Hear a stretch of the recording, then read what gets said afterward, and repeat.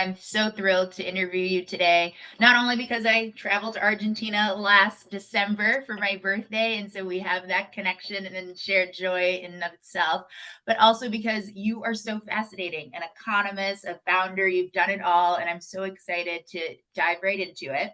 But I want to start at the beginning. So, not at the company and not at your founder journey, but more of who you are back in the day as a kid. Like, what motivated you? What problems did you solve? What type of trouble did you get in? Give us a little color into who you are so that we can set the scene. Thank you, Ruthie. Thank you, everyone, for being here and for this opportunity. It's an honor to be sharing my experience in this context.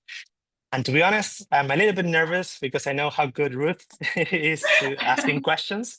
I know my experience. So I hope I'm up to their work and I can do a good job. So my beginnings, I like to tell this because it's not very frequent, but I grew up in a family of artists. My family are all actresses and actors, movie directors, and painters. So from when I was a kid, I thought that was normal, like creating, drawing, expressing myself, and was super fun. And indeed, I really enjoy it. But it also Right. teach me that we are able to create. Sooner or later, I realized that that wasn't my path. That I wanted to do something more close to business, to economic development, more numbers. That was my thing. But I was always close to this idea of creating. That creating is something that we should do. That it is interesting to do, and I transformed that into probably what is my actual path is more creating for a bigger purpose rather than to express emotion, but also viable. And I think that is like my early origin. So I was playing as a kid with my cousins, doing theater plays for my family, acting or building dresses, playing with my sisters. Helping them to build houses for their Barbies and these kind of things. So always crafting and creating. Right. Wow. And so, in terms of that crafting and creating mindset, which ultimately meant tactical and, soil of the earth, which is where we're getting to, I'd love to know how, when you think about Latin America and Argentina and some of the things that you experienced growing up while there amongst your family that connects to the biotech space, right? Because people think about beef, tango, football, but not biotech. So, thread the needle for us so we get it. Yeah, so all the things are great, are icebreakers. We have really Yeah. good meat. I really love them. Me too. And we also have Me too. Messi, he's a superstar, and we love Yeah, them too. And we are the last winners of the World Cup, football exactly. World Cup. So we are Congrats. proud of that. Yeah.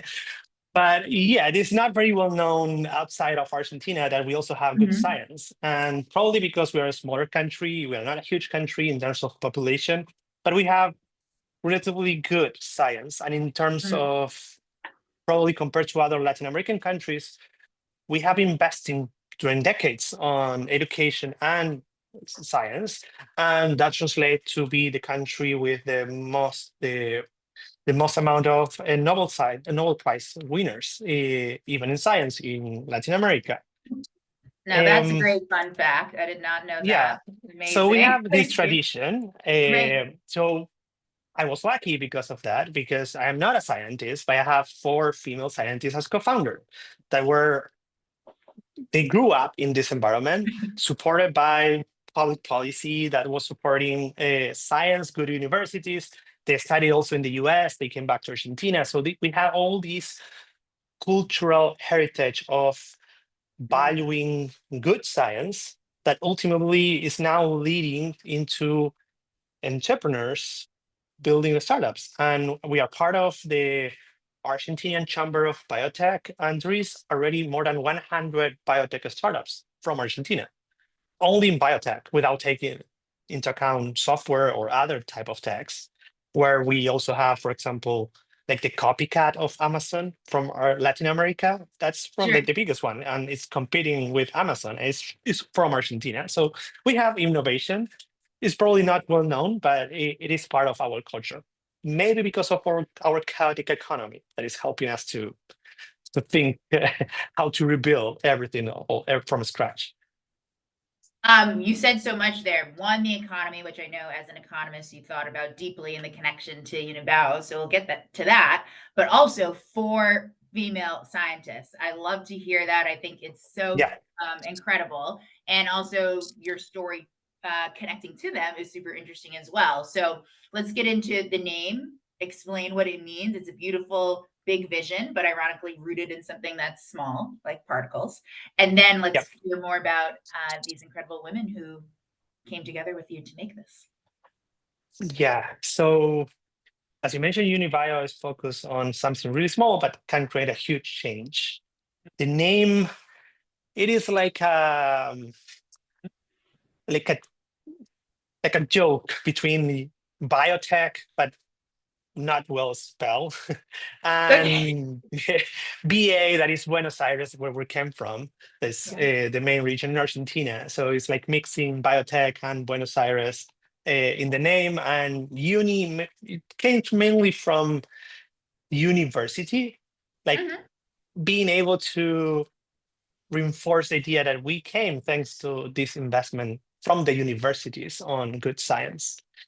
Mm. Because our story begins from my co-founders being studying these over decades as Right. scientists in a lab, trying to find better ways to protect plants. And Claudia, our CTO, she was studying plants for 40 years in the Yep. US, in Argentina, and she was using all this effort with the aim of creating a huge change that ultimately creates something that was good enough and ready to be scaled up into a startup. But it wasn't until we met each other that we couldn't start thinking on how can we build that, and mixing my business background with their scientist background to build something that farmers can use, because it's not easy to translate scientific papers to something that farmers can use. So, in the simplest language possible, because we have a wide range of people Yeah. here today, what does it actually make? And how would you describe it in a few words, just so that we understand the agricultural tech and biotech in and of itself? So I say we, but I'm not the scientist. So my co-founders created, and we created together then as a company, a way to enhance their uptake, to make the Mhm. plant absorb better the pesticides that we're using, because Yep. plants as humans needs nutrients and medicine. So they get sick and they need to grow. And for that, Like, we well, need to get as smarter as possible to feed them with something that is nutritious and also protect them from diseases like fungi or insects. So normally we are using to do that synthetic chemicals. But we also mm, know that all these chemicals are harming human health and environment. So what we did was focusing on how can we improve the way we reach the plant without focusing on the pesticide itself. But if we can improve the way the plant absorbs the pesticide, maybe we can use less. And if we can use less, we reduce the toxic risk of being exposed to something that we don't want, like a poison. So at the end, what we're doing is making the plant absorb more of the pesticide that they need to grow healthy, by using as less as possible, like half of the chemical. So we are not exposed as much to the chemical until we have a replacement, because sooner or later we're going to be fully organic, hopefully. mm. But in the meantime, we need to do something to be able to produce and protect the plants. Okay, super helpful. You're talking about a few key things that I want to make sure everyone gets in the context of protecting the food systems, but also reducing harmful chemicals. I'm sure there's people here who may be shopping at like farmers markets or read ingredient labels. So, how might you connect that to their world? I go to Whole Foods often, and I just assume because I'm there, that's good enough. And I don't necessarily go into all the details, but some people here might be. So I'd love if you could connect the dots between what you were trying to solve for. Yeah, so that's a really important question, because I needed to learn all about Mm, this as a consumer, because I didn't grow up in a farming community, or Right. it wasn't my expertise, the agricultural production. So it wasn't obvious for me what was happening. We all know that exists organic, and then you have chemical pesticides. So the question is why we are not full organic, why it is not everything produced without using chemicals, and that's it. Right. And the thing is, we are in a transition period. Like we used to be with electric cars. We just started the transition with the crop protection products. Hmm. We are just using around 10% of the grower, if we are optimistic, around 10% of the grower production is organic or biological, non-toxic. The rest, 90%, is made with traditional type of pesticides. So that means that most of the protein that we eat, like the soybeans, then the porks that we eat, and most of the clothing that we wear made of cotton is Right. used and produced using these chemicals. So we still rely on them if all our humanity is built on these chemicals. So when you take a picture, we understand that we need to do something in a transition because we need to accelerate this transition. We need to get rid as much chemicals as possible, as many chemicals as possible, Right. until we find ways to be full organic with everything, that we are not yet in that situation. So we are a good tool in that sense because we are helping the farmer to use as less chemicals as possible until they find a way to not use the chemical at all. And that for the consumer means not the label organic, because that is fully protected without Sure. chemicals, but the label today is regenerative agriculture. It's something that is using the best practices possible to not degrade the environment, to not degrade the soil, to protect the plant and protect the humans that are consuming that fruits or vegetables, but Right. allowing to use some chemicals that yet cannot be replaced, because in some cases there are some disease that the plant has that the only medicine yet is a chemical. So it will be Yeah. regenerative agriculture. No, Just, this is super helpful because it translated the science into how it's relevant and shows up in our daily lives today. And I think that's super important. And it also just shows how thoughtful you are and where your values are. So let's take it back to now the path to becoming the founder and how you got to where you are today, which it's only been 3 years and you've had incredible success. So congratulations again. But give us kind of the origin story now. Take us back from being in Argentina to coming to New York and working where you are today? oh, it was a very exciting path and very demanding. Yeah. So we started during the pandemic, indeed, in 2020, talking with my co-founders. I don't know how far do you want me to go? I think that's a good place in terms of, I know, you prepared obviously in terms of finding the right match Yes. based on your background. You had the economic background, but you needed to translate to meet somebody in the science world. So somebody's in the lab and doing the work. So maybe start there in terms of how you met them. You highlighted 4 women scientists, so I think people would love to learn about them and Okay. that I will area. tell the anecdote of how I met them, but Okay. I think I'm connecting some dots Perfect. because everything is related. I was mentioning that I grew up in an artist family, so I was always Mhm. aiming to create.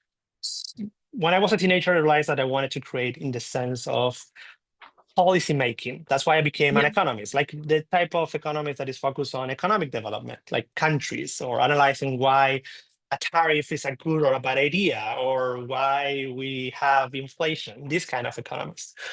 Thinking ideally to work for government, because I wanted to make a change to help my country, Argentina, to not Right. suffer a lot of crises like we usually suffer, pitifully.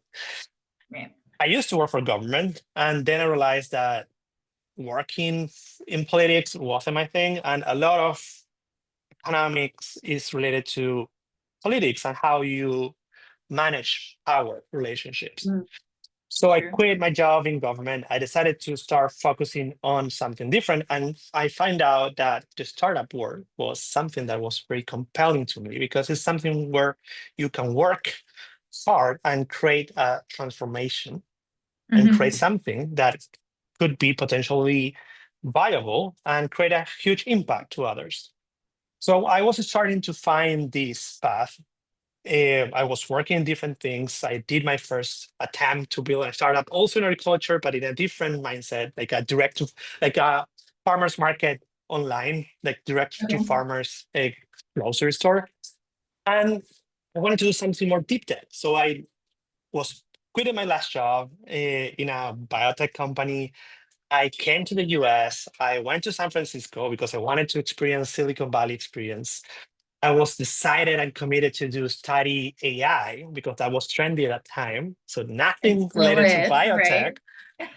And I came back to Argentina ready to get rid of all my stuff and move to the US. But the pandemic started. So all my plans disappeared. And I was a little bit depressed because I didn't have a job, I didn't have a plan, and I didn't have a good idea of what it was going to be next. And in that context, because I wanted to keep involved on the startup ecosystem, I was interviewing innovators to let them tell the story. And in one of these interviews, I met one of my co-founders, one of the scientists. They were Look telling at the me the storytelling cool, connections. I love yeah, that. how cool their science was and how big potential they have. So I Hmm. fell in love with that idea because we were all from the same city, and that was a huge coincidence. We were all aiming to build something that create a huge impact on terms of sustainability, environment, Right. to take care of the environment, and was deeply high tech involved. That was something I wanted, like very challenging.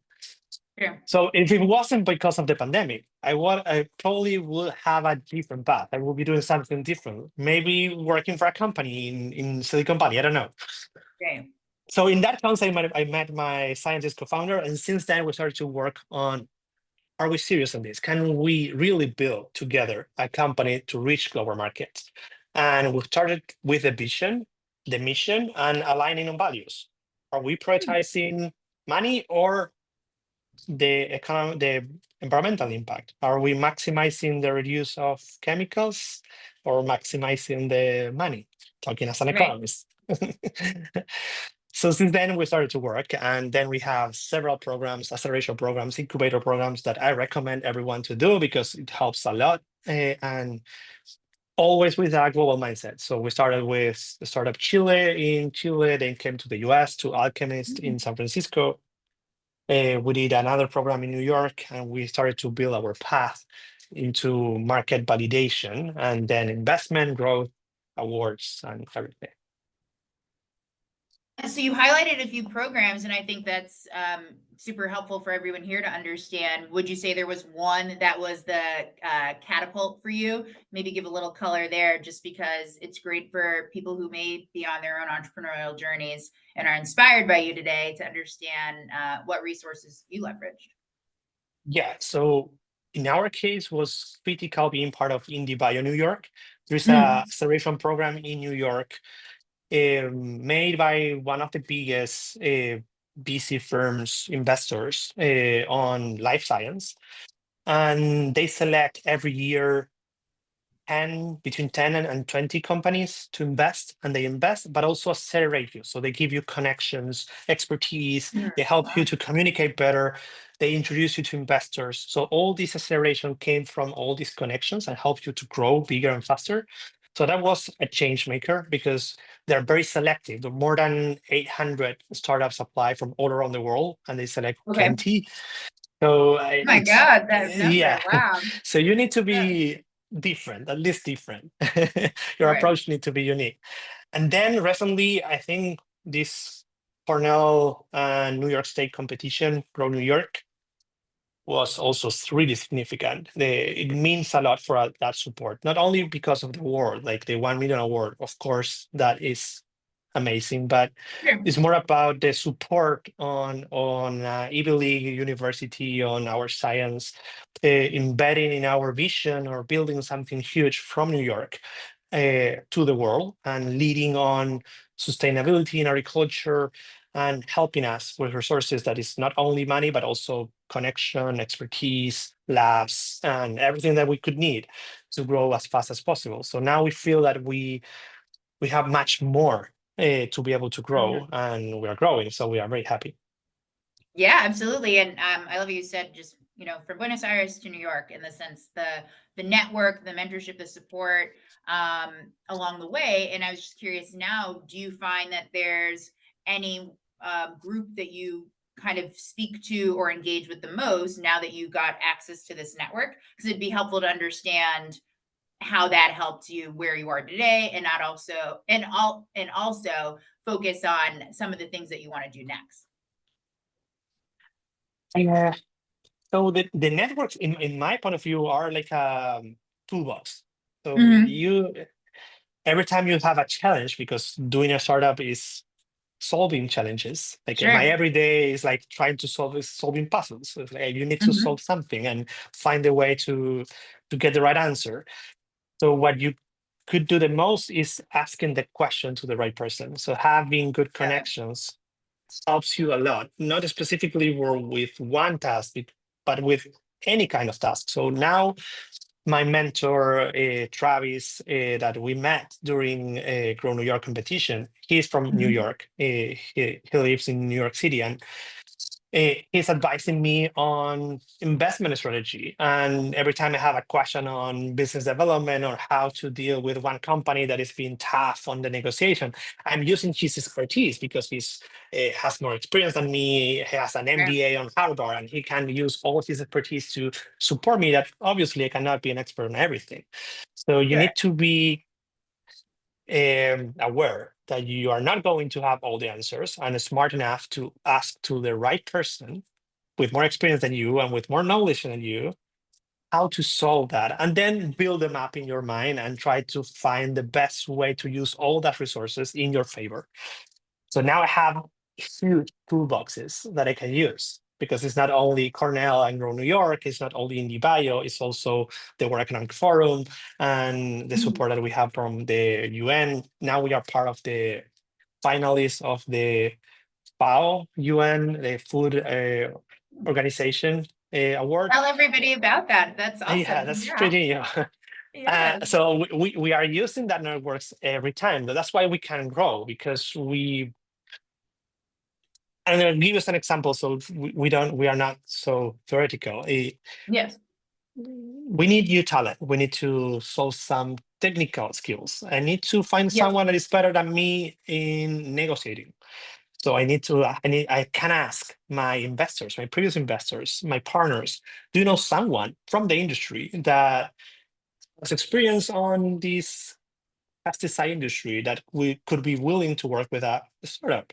Or Yep. do you know someone who knows about chemicals, weird chemicals, and how they interact? So because we have this problem on agglomeration, our particle is not behaving well in the lab with this chemical that is a significant opportunity, but if we are not being able to solve it, do you know anyone who knows how to solve it? So these kind of things came from humans, people, but connections. So having more connections is having more opportunity to solve a difficult challenge. Wow. Okay. So, in terms of the most pressing challenge that you're trying to save right now and solve for, rather, can you connect the dots from some of the things that you did early on that were initial problems that you love tinkering with to your most biggest priority at this time? Because I read that you used to source shrimp shell waste from Patagonia Yeah. to create your particle. So, I mean, what a problem solver, what a resourceful person. Take us from the shrimp shell waste to your biggest problem now that you want to solve. There's no one, but that's right. There's never one problem. That's fair. That's So I fair. mean, yeah. So the part of the story about the shrimp shells is curious. It was also intriguing for me when I learned about it. Our tech is based off something from natural origin. It's biological, biodegradable. It's made of the shells of the shrimps or crustaceans that we eat. We don't eat the head of the shells. We waste Right. that, but we can process that and take from that a polymer, like a biological plastic, that we reshape in this small particle that the plants like, and we can trick the plant to make them absorb more using this plastic. And this is super weird, but it's related because plant has receptors to detect this polymer, because it's the same polymers in the surface on the insects and fungi that normally attack the plant.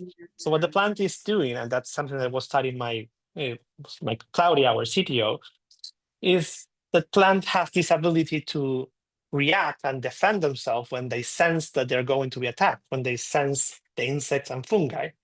So they Right. find out that if we can trick the plant to make that, to deliver the medicine that we need to give them, we are going to create this amazing tech. And where we can find enough material to make all the plants Right. react from waste of shrimp shells that they Right. happen to have the same polymer.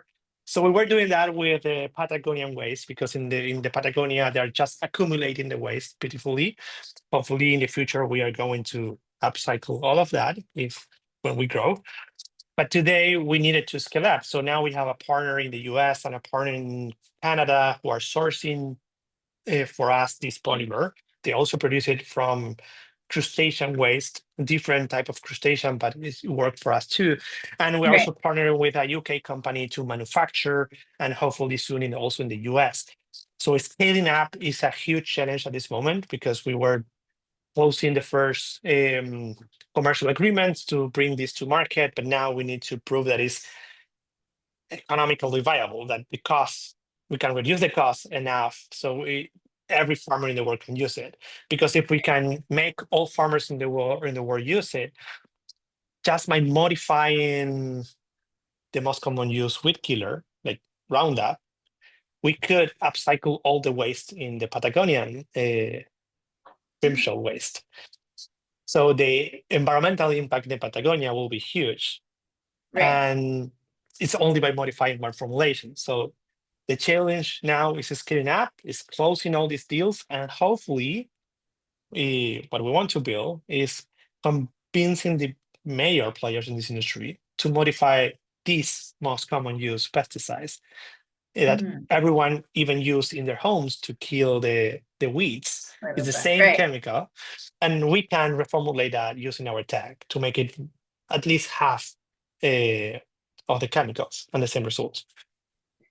So you just mentioned three different countries: US, Canada, UK, all different climates in different regards. So I want to touch the climate aspect of this, and the global nature of what you're trying to achieve. So help me understand how this would work potentially when you're testing your product in different climates. How does it matter? Because obviously farmers across the globe are dealing with different weather patterns and environments. So can you help people understand that as well? Yeah, that's super relevant. And we have been doing testings over the past 3 years, more than 45 field trials in different regions, mainly in Argentina, because we are from Argentina, but Argentina Okay. is very long from north to south. So we have Yeah. different climates in the same country. You have ice in the south and you have tropical weather Mhm. in the north. So we were doing testing in tropical weather, even in Paraguay, so closer to Brazil, like rainforest type of climate. We were doing in Argentina that has a similar climate than North Carolina, this type of mid type of climate. We are Yep. doing now testings in Pennsylvania and New York. And soon we are going to start also in Costa Rica. So we are testing in different type of climates on purpose, because we want to validate that our hypothesis, because it's not Right. truth until we prove it, that it doesn't really matter to our tech, the climate, because we are not the actual pesticide. We are enhancing others' pesticides. So if the pesticide is optimized already for Yep. a cold climate or a specific region or country, then it's going to work the same way, because it's not about our tech and the climate, it's about the pesticide we are trying to enhance with our tech. Because our tech made of this polymer it is not really modified because of the weather. It can I see. support like hundreds of degrees, and it doesn't affect the performance. And we just got a question from the audience, so I want to make sure we Yes. get it, which is around the U.S. strategy. What does scale look like for Unibail in the U.S., especially since you said some of the things about how climate doesn't matter, it's going to be a universal solve. Yeah. So being so versatile creates a problem. That is, where do you focus? And we're a startup, so we need to focus. So we Right. decided recently to focus on New York and New York State. And we are focusing on upstate New York. That's why we moved to upstate New York. We are now based in Ithaca. Mhm. And researching on which were the main crops in the area, one of the main crops are apples. Everyone eats apples, and they most Right. came from New York or Washington State. And apples needs a lot of fungicides, like to kill the Mhm. fungi that normally are these black dots that we don't like as consumers on apples, like imperfection Right. blemishes that they have.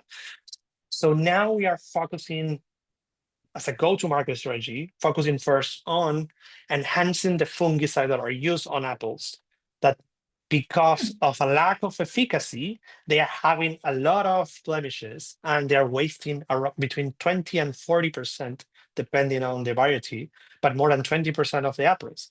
And this is food that we're wasting just because they don't look good for consumers. Right. So that's a good use case because um, it's a high value crop that is also close to consumers that are more willing and demanding less chemicals. So we are tackling the problem from both sides. We're helping to use less chemicals at the same time Right. having something that the consumers value because they eat in every day. And that's is going to be a good example to explain the industry, farmers and pesticide companies that we can do this modification with many other use cases.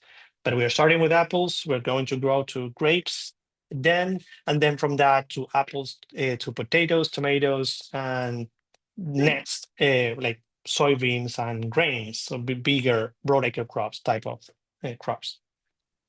So you're speaking my language because you said a few things: go to market strategy, use cases like apples in the context of how they're a high value crop. And I just wanted to connect the dots between some things here in New York that I'm involved in and how it may be useful from a small business perspective, right? Because ultimately, farmers are small business owners, and small businesses are the backbone of the American economy.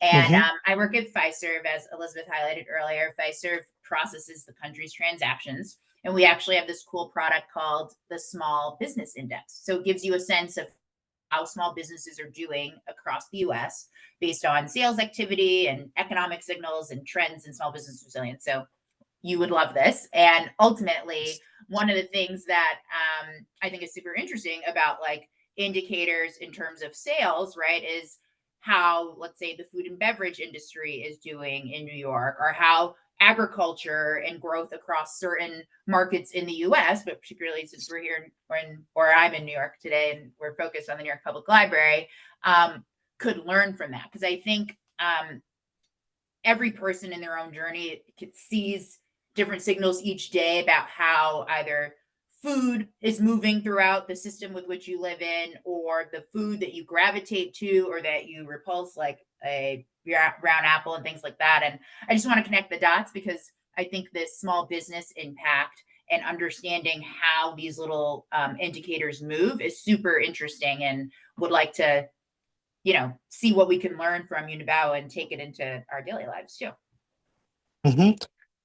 I think they are the protagonists of this story. If we can Mm, convince the small business owners, small farmers to use this kind of tech, that is what is going to create the biggest impact right, uh, in the US and also around the world. Because when you go to Latin America or Africa, there is a lot of small farming units that right. are managed by families, but that's a significant challenge for us, and that's our goal. But it's difficult because when you go smaller, they are more risk averse, and that makes a lot of sense. Mhm. And the small farmer, it's more difficult to convince to use something new because they are risking their way of life. They are surviving Right. by producing apples. So if by any chance the new tech you're offering to them is going to fail, they cannot risk. They are not risking their Yeah. babies. They have trees that were feeding their family for decades, and a tree takes a lot of time to grow. So if they are not going to give a medicine that is not proven to work, or at Of least course. it's Right. not commonly used. So they are the more conservative, and not because they are not smart. It's just because they are smart enough to know that they cannot risk their way of Of living. course. So when we learned that, talking with farmers in the farmers market, in the small town farmers market, we decided to go first to the big producers and try to convince the big players first, because they Mm. have budget and they can risk part of their tech, their farm, with a new tech. And once they prove that it works and they are happy with it, then we know that they are all going to follow and going to adopt it. That's amazing. But That's so cool. the And thing is, you need always to listen the consumer, the adopter.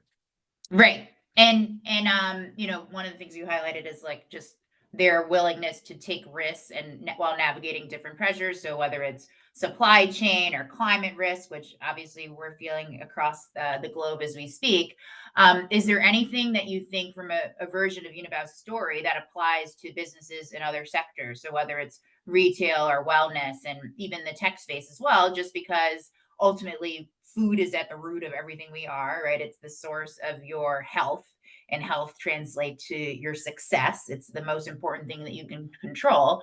So I just want to translate the dot or connect the dots and translate your application and vision to other areas in terms of their impact, particularly on small business, but then also large enterprise as well. Yeah, that's a tough question, but Mhm.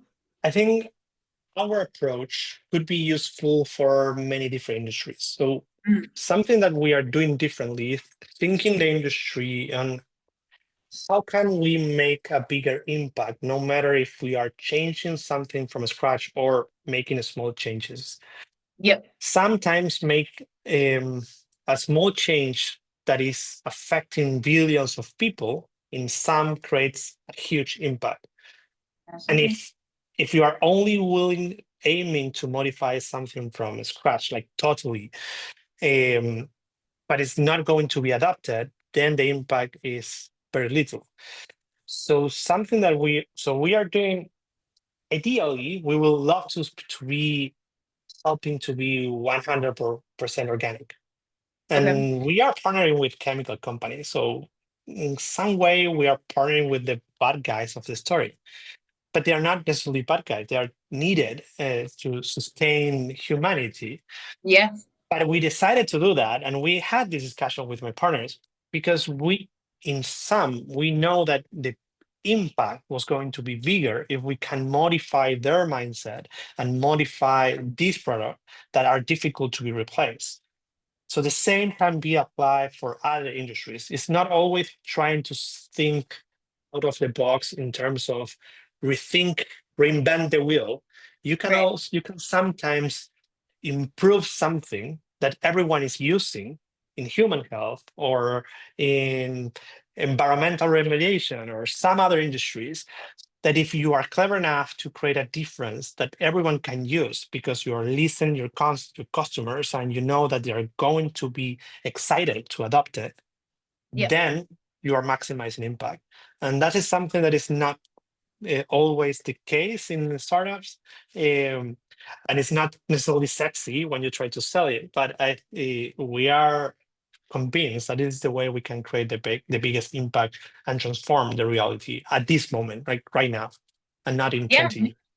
No, and I mean, you've touched on some important topics, particularly like modifying your mindset and understanding ultimately how to position what you think is best from a value perspective, but also, you know, where it can take everyone else and all the applications across environmental regulation or healthcare and wellness. So that's super helpful.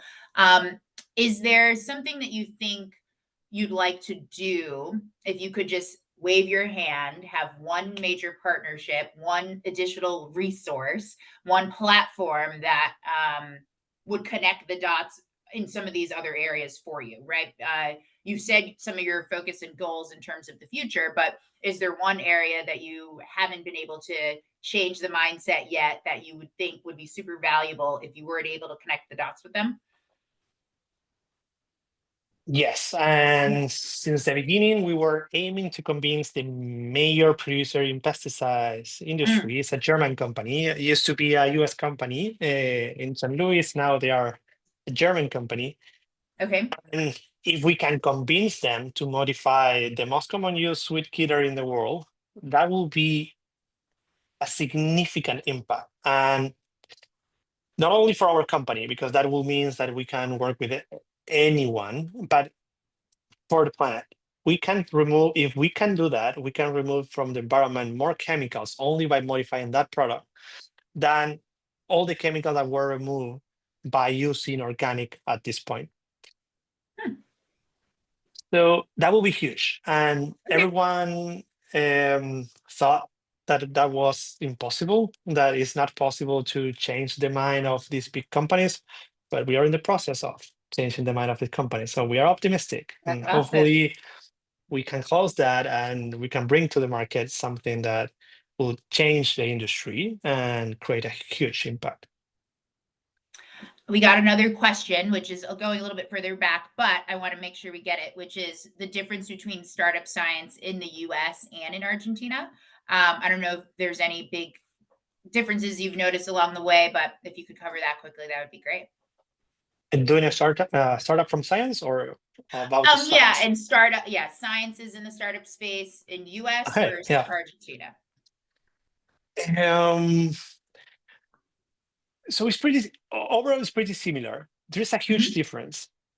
Is that we need to be more resourceful in Argentina because we don't have enough resources. So we need to Yep. be find ways to do things with less money if we want to create something. So we are very used um, to find ways to do things that I found that so we are used to be out of the comfort zone, and that's very Yeah. useful for founders in general. Right. We are normally out of the comfort zone without even asking. So what I see normally on scientists is that they don't like to become entrepreneurs because they prefer to stay in the lab because it's more comfortable to stay in the lab Right. doing science without any noise and being talking with investors. Mhm. But when you are in Argentina, and if you want to do science, sooner or later you're going to run out of money because there isn't enough public money to do all the science you want to do. So the Right. only viable path is building a company to have private money to keep funding your research. So that's why we're seeing a lot of startups coming from science from Argentina at this point. And but maybe it's because we don't have the opportunity to just only do science. I think that will be the biggest difference. Then, of course, the US has really good universities, so it's Yeah. like infinite amount of equipment that you can use in the US, and that helps a lot to do good science. That's a good difference too. But the attitude, the quality, the professionality on doing the science is similar. I don't, Mhm. I haven't seen huge differences. And you highlight another point, getting comfortable with being uncomfortable. And you have two very different kind of tropes of people. You as the economist and kind of business leader, and the four women scientists with you. And so I'm curious how both of you, in terms of each role, has pushed yourselves to get comfortable with being uncomfortable, and do you have any tips for anybody else who's trying to do the same? Because I think that's a skill all of us should have. Okay, yeah, be patient.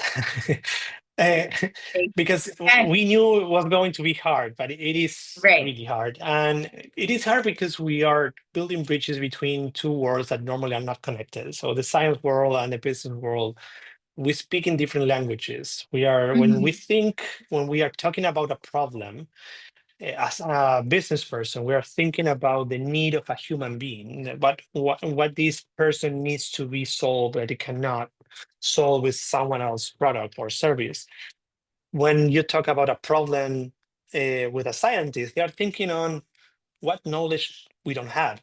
That's a problem. Is moving the boundaries. Is we need by default they need to move a boundary. There's something that we don't know that we need to know, and we are using the same language problem, Mhm. but we are thinking about different things. So you start to realize when you talk and you work together that you were thinking that you understand each other, but you actually not. So you need to be patient to build all these bridges to start to really communicate and exchange idea, but because there is where the magic uh, happens, because it's mixing this capacity of understanding the need first on the market of the business, but Right. also in the limits of what is technically possible, because not everything is possible. We are not magicians. We are not, so Sure. it's not magic. So we need to combine both things. And you need the expertise and the professionality of the science part, but you also need the sensitivity of the business part to understand what is viable and what is the best way to do it compared to what everyone else is doing, because it's, in science that part is not important. Is you just create something new that's good enough, but in business it is not enough. If it is new, it needs to be Right. innovative but also useful, or more useful than the old tech, because sometimes the old tech works better, and that's okay. So it's that takes a lot of time, at least doing business from science. It takes several years to be able to be fully aligned between founders. So you need to be very careful who you select as co-founders, because you Right. are building a partnership that is going to last a lot of time, or is intended to last a lot of time, and it's going to require a lot of effort in communication, like a romantic partner type of relationship. Sure. And communication is important. uh, Critical. so, but you need to build that on the process. It doesn't come naturally when you do business and science. You mentioned patience, and then that also made me think about the idea of a patent, right? And the idea of how do you crystallize your idea, particularly in science and medicine and everything in that world. Like patents, I know are like the holy grail. Yeah. And I'm just curious, when you think about patience and patent and connecting the dots and being super thoughtful about that, is that an area of interest for you as well? Yeah, sure. I mean, what we had a lot of discussion. I was involved, of course, in all these patent discussions. We have Mm. 6 patent applications so far, and it is super difficult because it's also a different world. It's not the same that, like, when you are discussing IP, it's not the same that discussing at the business, neither the science. So the science Mm. support the application, but at the end you need to understand what means innovation for a patent attorney. That is not necessarily the same word innovation for a business person that for a scientist. So it takes a lot of time. We were discussing our patents, the first patent application, for over like almost 2 years, like Right. iterating on the discussion and trying to fine tuning all the details that actually means what is going to be reviewed actually as innovation, and how that compares with the paper that was written in China that is close enough but it's not exactly the same. So all these discussions requires a lot of patience, and we have a lot of frustration in our team because of that, because we were never reaching the point that was enough. We finally reached that point and we have all the patents applied, but it took a lot of time and effort. So it's patient again. You need to be able to recover from frustration. No, that makes sense. Is there anything I didn't ask you today that you wish I did that you'd like to share? I want to make sure that I, covered the depth and breadth, but also give you a chance. If there's something that I didn't ask you that you'd like to highlight and get into, please do. As we have a few more minutes left. I think you cover a lot of topics. I'm excited. So I'm passionate about this. So something I learned going back from the origin of this interview, I decided to do business or Right. startups because I wanted to do something I was passionate about. My family was passionate about arts. I Mm-hmm. find out I was passionate about building things or building dreams, and work hard on finding a way to do it. So I'm doing this because I'm passionate about it, because I find super interesting on solving problems. It doesn't need to be as big as we're trying to build at Unibaio. If you're willing to build a company, it can be in a small thing, but the challenge should motivate you if you need to find the energy to overcome all these frustration and challenges that you need to Right. overcome. So I don't know if the audience have questions. I'm happy to continue answer questions and connecting later. But I think you cover everything, Ruth. Well, great. This is a good place to end. I really appreciate this, and I just wanted to say it was incredible to just speak with you in this way and learn so much. Not only your own grit, your purpose, your values, the impact that you'd like to have from something as small to a seed to the global impact that it'll have across agriculture, healthcare, and even kind of the industrial supply chain in and of itself as well. So I'm super proud of you. I'm so honored to have done this. Elizabeth, thank you so much for having us and the New York Public Library. Thank you to the audience again for asking questions. And I hope we can do this again. This is such an honor. And Sure. thank you very much again. Thank you, Ruthie. Thank you.